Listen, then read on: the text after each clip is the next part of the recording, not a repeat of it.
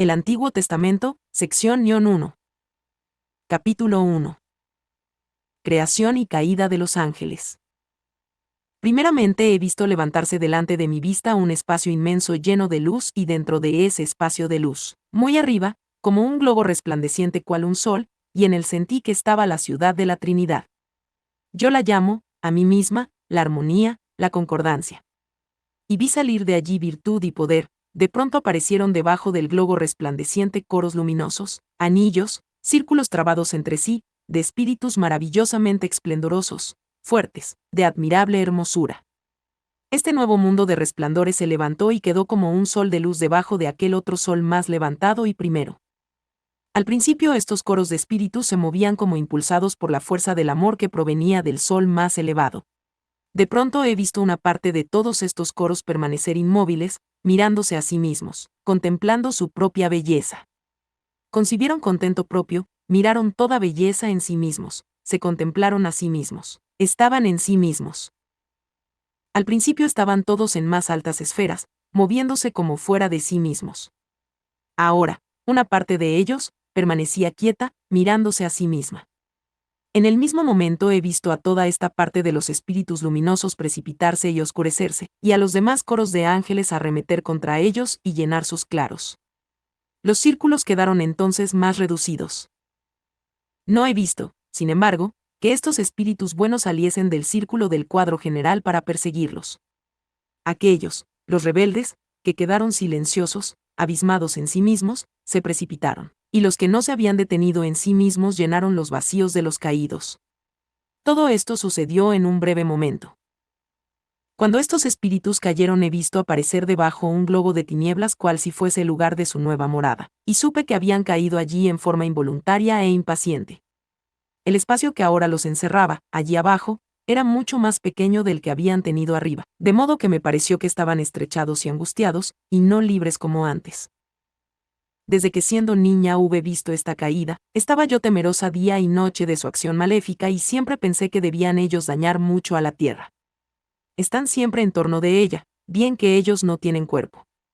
Ellos oscurecerían hasta la luz del sol, y los veríamos siempre como sombras vagando delante de la luz. Esto sería insoportable para nosotros. Capítulo 2.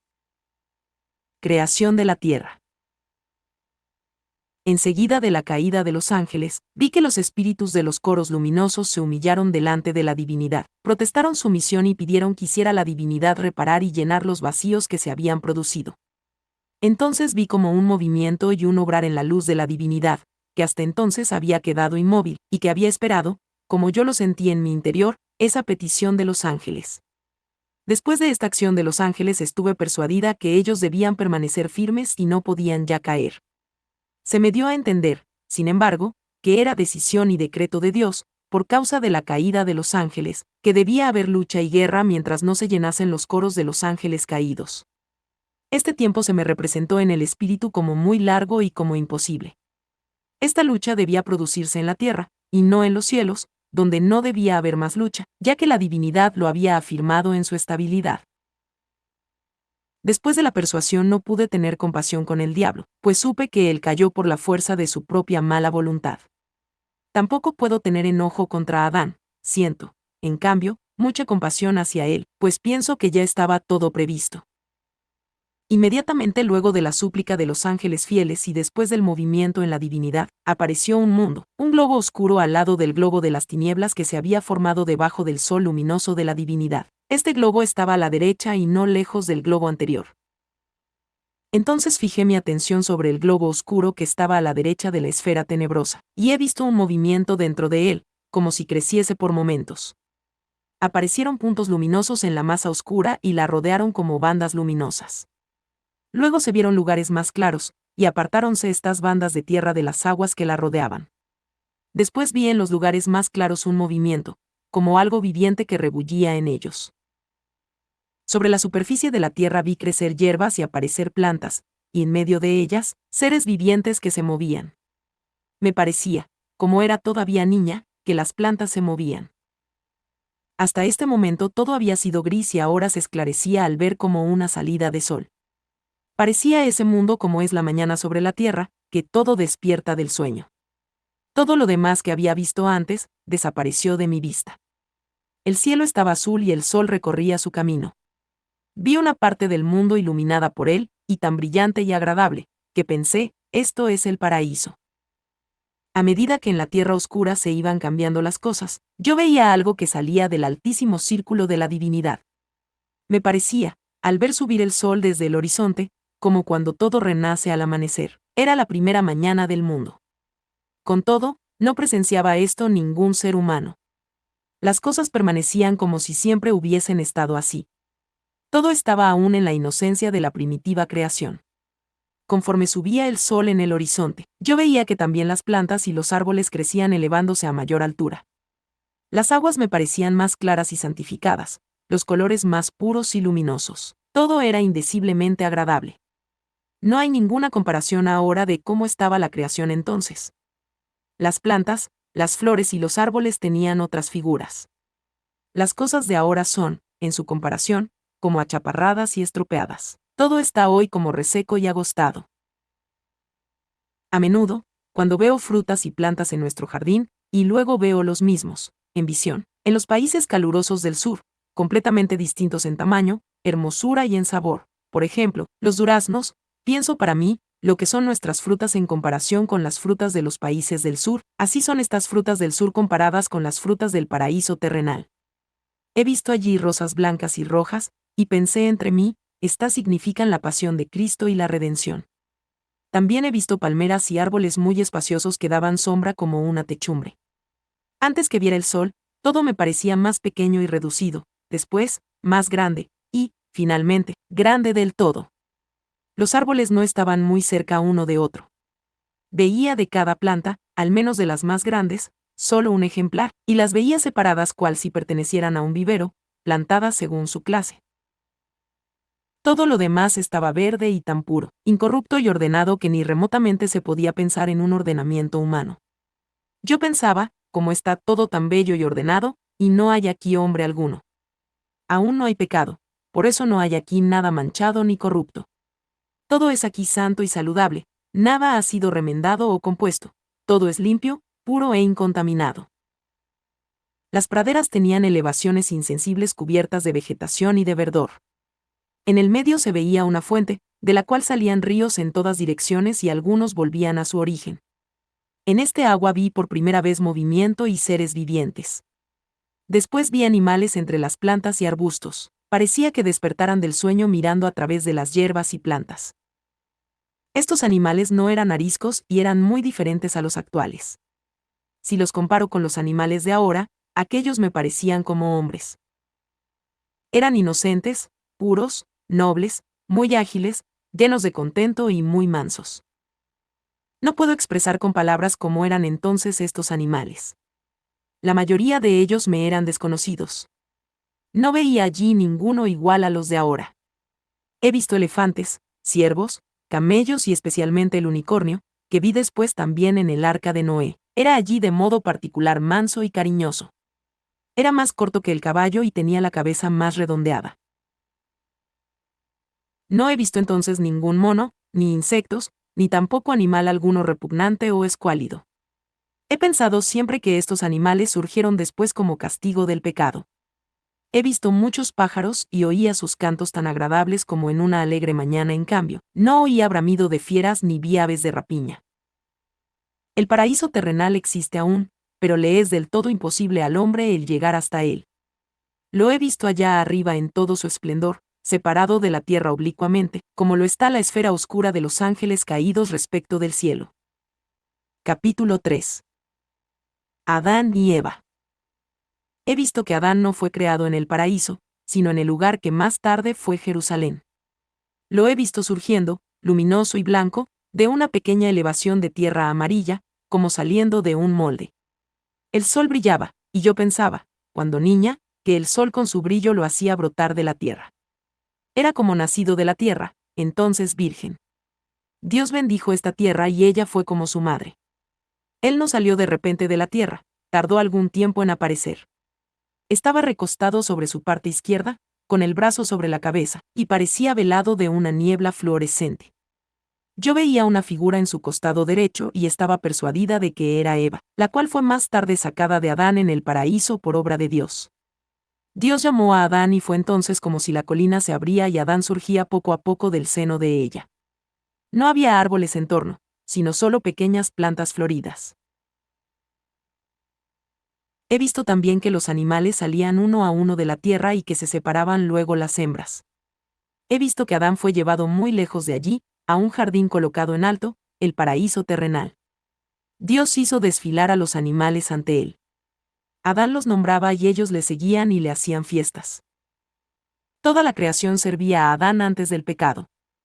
He visto a Adán en el paraíso, no lejos de la fuente en medio del jardín, levantándose como del sueño, entre flores y arbustos. Su cuerpo era de una blancura tenuemente luminosa. Con todo su cuerpo tenía más de carne que de ser puramente espiritual. No se maravillaba de nada de lo que le rodeaba. Paseaba entre los árboles y entre los animales como si estuviera acostumbrado, como quien visita sus campos y sus posesiones. He visto a Adán descansando, con la mano izquierda apoyada en la mejilla, en aquella colinita junto a las aguas. Dios envió sueños sobre él. Adán estaba sumido en visiones. Entonces sacó del costado derecho de Adán a Eva, precisamente del lado donde fue abierto el pecho de Jesús por la lanza. He visto a Eva, al principio, pequeña y delicada. Pronto creció hasta que la vi grande y hermosa. Si no hubiera habido pecado, todos los hombres hubieran sido formados y hubieran nacido en un sueño tranquilo. La colina se dividió en dos partes. Vi del lado de Adán una roca como de cristal y piedras preciosas. Del lado de Eva se formó un vallecito cubierto de blanco y fino polvo fructífero. Cuando Eva fue creada, yo he visto que Dios le dio algo a Adán o le inspiró algo. Me pareció que salían de Dios, en forma humana, de la frente, de la boca, del pecho y de las manos, rayos de luz que se unían en un haz de resplandores, que entró en el lado derecho de Adán de donde había sido sacada Eva. He visto que solo Adán recibió este torrente de luz. Era el germen de la bendición de Dios. En esta bendición había como una trinidad. La bendición que recibió más tarde Abraham por el ángel era algo parecido, pero no tan luminoso como lo recibido por Adán. Eva estaba de pie, delante de Adán, y éste le dio la mano. Eran como dos niños inocentes, maravillosamente hermosos y nobles. Eran luminosos, cubiertos de luz como si fuera un vestido fluorescente. En la boca de Adán yo veía un ancho haz de luz y sobre su frente como una faz severa. Alrededor de su boca había un sol de rayos. En la de Eva no había tal resplandor. El corazón lo vi como al presente lo tienen los hombres, pero el pecho estaba rodeado de rayos de luz, y en medio del corazón vi una gloria luminosa, y adentro, una pequeña imagen con algo en la mano. Yo creo que era una representación de la tercera persona de la Santísima Trinidad. También de sus pies y manos salían rayos de luz. Sus cabellos caían en 5 luminosos haces, 2 desde las sienes, 2 detrás de las orejas y 1 detrás de la cabeza. He tenido siempre la persuasión de que por las llagas de Jesús se abrieron puertas del cuerpo mortal que habían sido cerradas por el pecado, y que Longinos, al abrir el pecho de Jesús, abrió asimismo las puertas del renacimiento a la vida eterna. Por esto nadie pudo tener entrada en el cielo antes que estas puertas fueran abiertas. Los haces luminosos de la cabeza de Adán, los he visto como una superabundancia, como una gloria en relación con otros resplandores. Esta gloria vuelve de nuevo sobre los cuerpos glorificados de los bienaventurados. Nuestros cabellos son restos de la caída y perdida gloria, y como están nuestros cabellos ahora en comparación con los rayos de luz, así es nuestra carne comparada con el cuerpo de Adán anterior a la caída. El sol de luz sobre la boca de Adán tenía relación con la bendición de una santa descendencia por Dios, la cual, sin la culpa original, se hubiese efectuado por medio de la palabra. Adán dio la mano a Eva, y caminaron desde el lugar donde la mujer había sido creada, a través del paraíso, examinándolo todo y gozando de la creación. Este lugar era el más elevado del paraíso terrenal. Todo era resplandor y luz y más ameno que los demás lugares del mismo paraíso. Capítulo 4. El árbol de la vida y el árbol de la ciencia del bien y del mal. En medio de aquel luciente jardín he visto aguas y dentro de ellas una isla, o mejor península, porque de un lado estaba unida por un dique. Esta isla, como el brazo de tierra que la unía con el jardín, estaba llena de hermosos árboles. En medio de la isla había un árbol tan bello que a todos vencía en hermosura y al mismo tiempo los cubría y protegía. Sus raíces formaban el conjunto de la isla. Este árbol cubría toda la isla y desde su anchura tan pronunciada se iba angostando hasta terminar en una graciosa punta. Sus ramajes se extendían en posición recta y de ellos nacían otras ramas como pequeños arbolitos, hacia arriba. Las horas eran delicadas y los frutos amarillos colgaban de una vaina y se abrían como una rosa con sus pétalos. Parecíase mucho al cedro. No recuerdo haber visto nunca a Adán o a Eva, ni a ningún animal andar por la isla ni en torno del árbol. Solo oía cantar unas aves muy hermosas, nobles y blancas en lo alto de sus ramas. Este árbol era el árbol de la vida. Precisamente delante del dique o lengua de tierra, que llevaba a la isla, estaba el árbol de la ciencia del bien y del mal. El tronco era escamado, como el de las palmeras, las hojas nacían inmediatamente del tronco, eran muy grandes y anchas, como suelas de zapatos. Delante y escondidas entre las hojas había frutas, que colgaban en racimos de A5, de las cuales una salía un tanto más que las otras 4 que estaban en su pezón. Esta fruta amarilla no era tan parecida a la manzana, sino más bien a la pera o al higo, tenía 5 nervios o pequeñas ramificaciones. El interior de la fruta era blando, como el de un higo, de color del azúcar quemado, atravesado por nervaduras de color de sangre. El árbol era más ancho arriba que abajo y las ramas se internaban profundamente en la tierra. Aún ahora veo esta especie de árbol en los países de clima caluroso. Echa renuevos de sus ramas en el suelo y las raíces se entierran y salen nuevos troncos, los cuales a su vez vuelven a echar raíces, de modo que estos árboles semejantes a menudo cubren gran extensión de tierra y bajo su sombra descansan a veces familias enteras de caminantes. Un trecho hacia la derecha del árbol de la ciencia veo una colinita redondeada, como un huevo, cubierta de granitos de un rojo luminoso y toda clase de piedras preciosas de variados colores. Estaba rellenada de formas de cristales preciosos. Alrededor de la colinita había hermosos árboles de una altura tal que se podía estar en ella sin ser observado. También había entomohierbas y arbustos. Estos arbolitos tenían brotes y frutos, reconfortantes y de variados colores.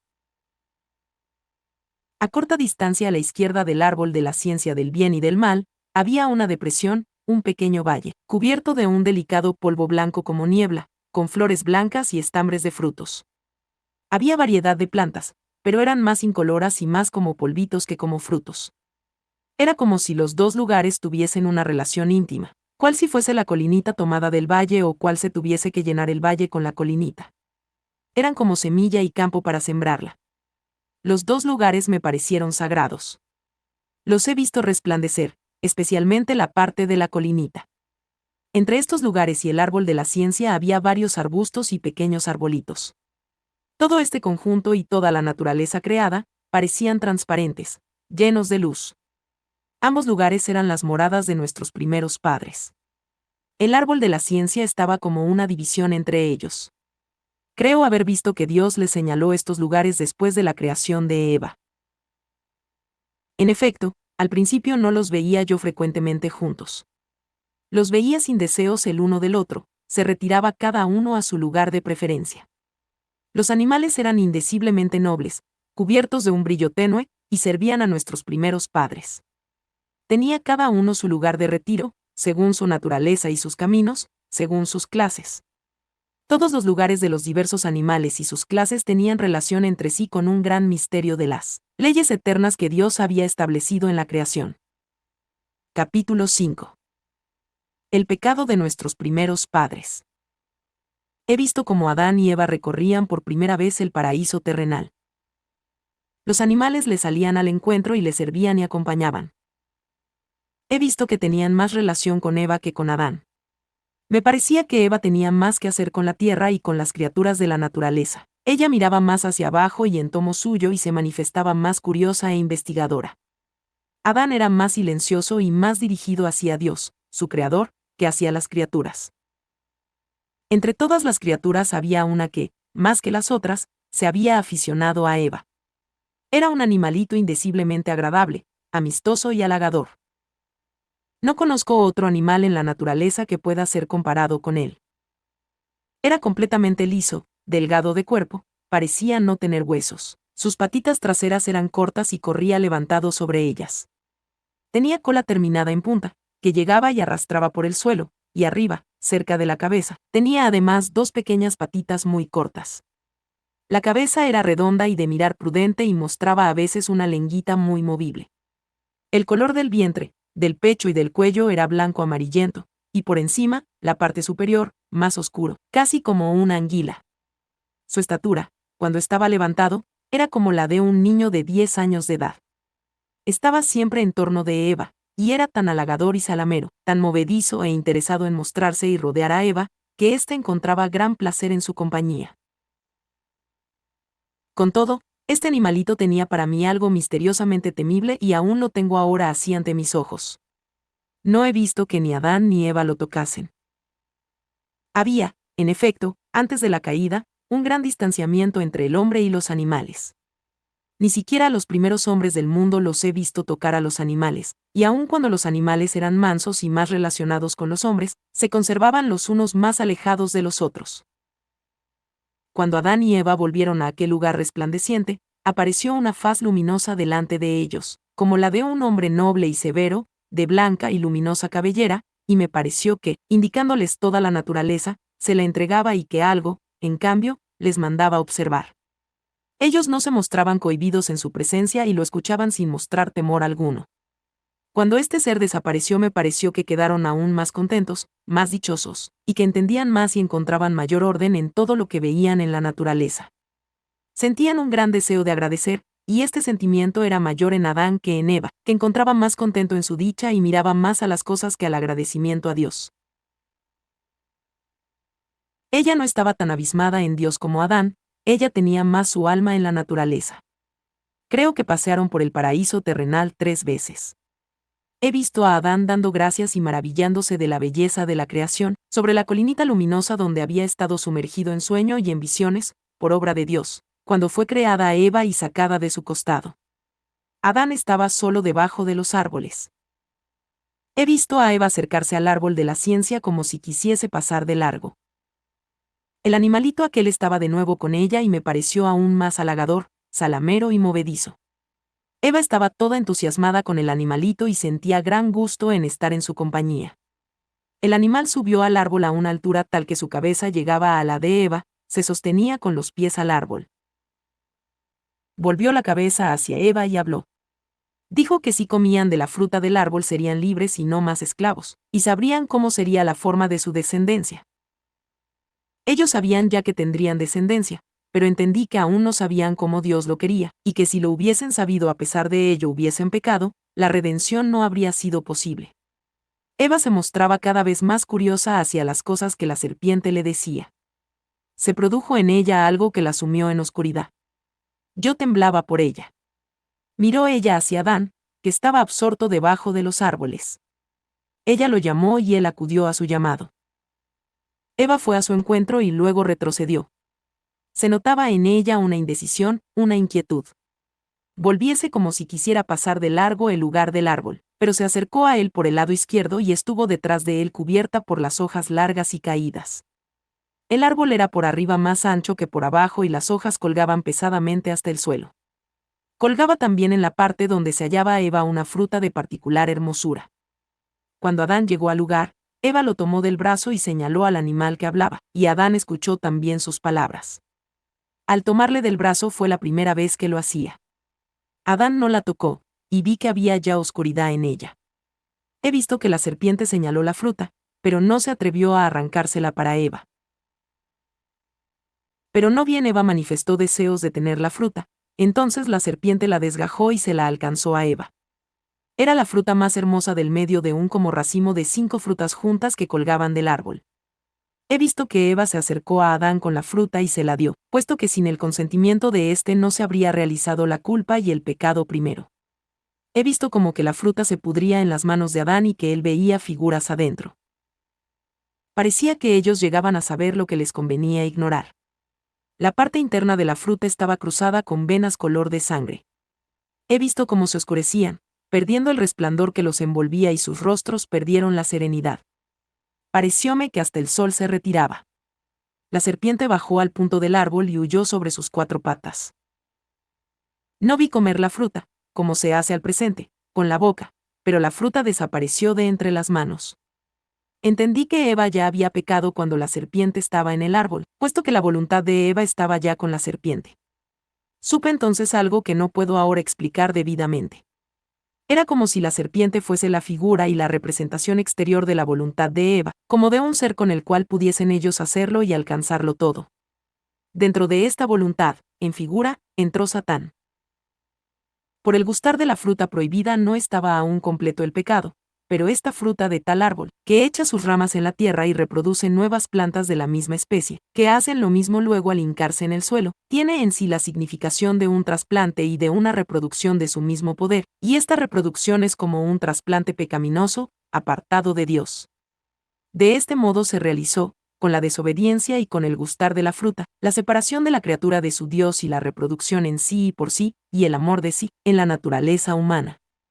El hecho de gustar la fruta, que tenía en sí esta significación y este concepto, tuvo como consecuencia una reversión, una marcha hacia atrás en la naturaleza, y trajo el pecado y la muerte. La bendición de una descendencia santa y pura en Dios y por Dios, que había recibido Adán después de la creación de Eva, le fue quitada después de probar la fruta. Yo he visto como al dejar Adán su lugar en la colinita para ir hacia Eva, que lo llamaba, se aproximó el Señor por detrás de él y le quitaba algo de su cuerpo. Tuve la persuasión de que de ello debía salir la salud del mundo. Tuve una vez, en la fiesta de la Inmaculada Concepción de María, una visión de Dios sobre este misterio. He visto en Adán y Eva encerrada la vida corporal y espiritual de todos los hombres, y como por el pecado y caída fue esta vida corrompida y mezclada, y como los ángeles caídos adquirieron entonces poder sobre los hombres. He visto en esta visión como la segunda persona de la Santísima Trinidad descendió sobre Adán y con una especie de cuchillo retorcido le sacaba esa bendición antes que consintiese en el pecado. En el mismo momento he visto salir, como del costado de Adán, de donde se le había sacado la bendición, a la Virgen Inmaculada y remontarse como una nubecilla luminosa hasta Dios en su gloria. Con el gustar de la fruta prohibida se encontraron Adán y Eva como embriagados y con el consentimiento en él. Pecado se obró en ellos un cambio muy grande. Estaba entonces la serpiente entre ellos. Ellos estaban como penetrados con la esencia de ese ser y se vio entonces a la cizaña entre el buen trigo. La circuncisión fue instituida como penitencia y castigo. Como la viña se poda para que el fruto, el vino, no sea agreste ni la planta estéril, así tuvo que hacerse con el hombre para que pudiera ser nuevamente ennoblecido. Cierta vez que se me mostró en visión la reparación de la culpa, vi un cuadro donde salía Eva del costado de Adán y ya estiraba el cuello hacia la fruta prohibida, corría apresurada y se abrazaba con el árbol. Y luego vi otro cuadro donde, por el contrario, se veía a Jesús, nacido de la Inmaculada Virgen María, que corría hacia el árbol de la cruz y se abrazaba con él. En esta ocasión vi que la descendencia de Eva, oscurecida por el pecado, se purificaba por los padecimientos de Jesús, y comprendí que debe ser arrancado el placer prohibido de la carne del hombre mediante el dolor de la penitencia. Las palabras de la epístola, Gal. N. 30-31, donde dice que el hijo de la esclava no debe ser heredero, las entendí siempre en el sentido de que bajo el nombre de esclava se comprendía la carne y la sujeción de la misma. El matrimonio es un estado de penitencia y requiere abnegación, oración, ayuno, la necesidad de dar limosna y de tener la intención de aumentar el reino de Dios con los hijos.